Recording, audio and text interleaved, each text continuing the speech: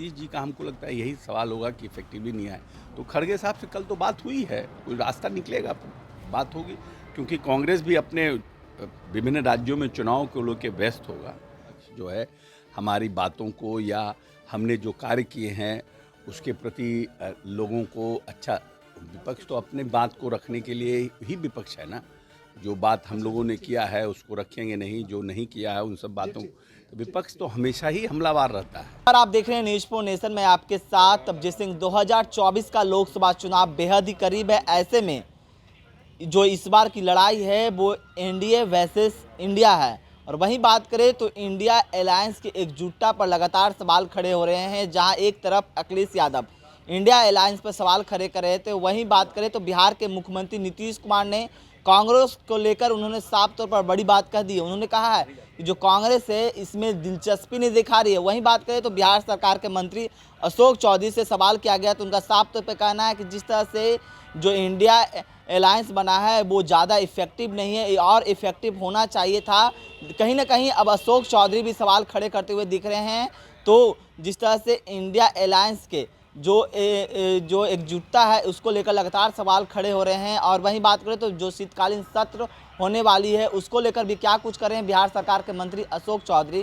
पहले सुनूं उनकी बातों को। बढ़ाना चाहिए, तो क्या इस मुद्दे पर सदन में बात होगी? ये तो माननीय नेता का निर्णय है ना, ये तो कलेक्टिव निर्णय होता है। सब राजनीतिक दल के लोग जो जातीय जनगणना में शामिल थे उस सब से बात विचार होगी, क्या करेंगे माननीय नेता। आर्थिक सर्वेक्षण का रिपोर्ट अभी तक पेश नहीं हुआ था, क्या लगता है इस बार शीतकालीन में आर्थिक सर्वेक्षण का रिपोर्ट जारी किया जाएगा? हाँ, आर्थिक सर्वेक्षण का रिपोर्ट अभी जारी होगा नहीं होगा इसकी जानकारी हमको नहीं है, क्योंकि वो हमारे विभाग से रिलेटेड नहीं है। लेकिन आर्थिक सर्वेक्षण का रिपोर्ट जारी होगा ही, बिल्कुल होगा। केंद्रीय गृह मंत्री अमित शाह 7वीं बार बिहार दौरे पर आ रहे हैं जब से महागठबंधन की नई सरकार बनी है, और नीतीश कुमार के ऊपर सॉफ्ट दिखते हैं। कुछ नया राजनीतिक समीकरण दिखेगा इस दौरे को लेकर?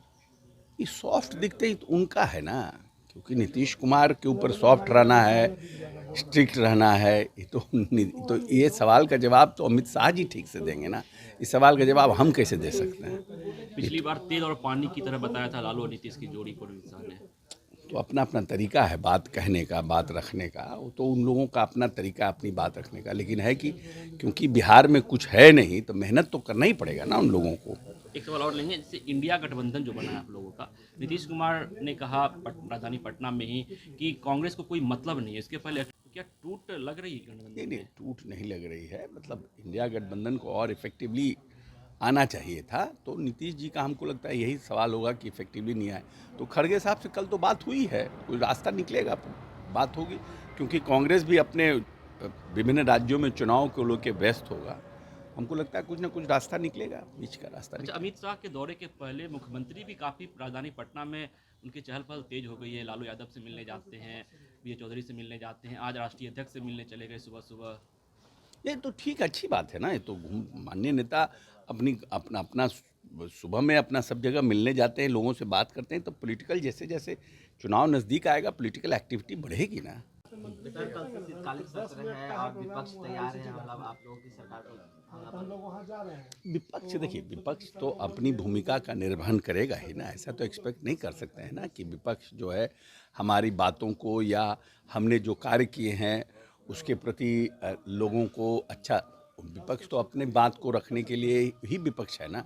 जो बात हम लोगों ने किया है उसको रखेंगे नहीं, जो नहीं किया है उन सब बातों, तो विपक्ष तो हमेशा ही हमलावर रहता है।